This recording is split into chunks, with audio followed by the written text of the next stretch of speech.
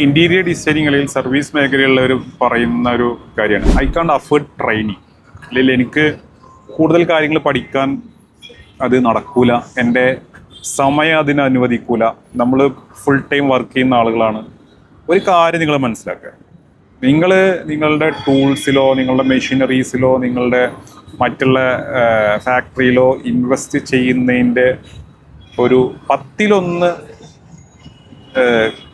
കാര്യം നിങ്ങൾ നിങ്ങളുടെ സ്വയം നോളജിലും അല്ലെങ്കിൽ നോളജ് ഡെവലപ്പ് ചെയ്യാനും വേണ്ടിയിട്ട് ഇൻവെസ്റ്റ് ചെയ്യുക. എന്നാലും നിങ്ങൾക്കത് വളരെയധികം മാറ്റങ്ങൾ കൊണ്ടുവരും.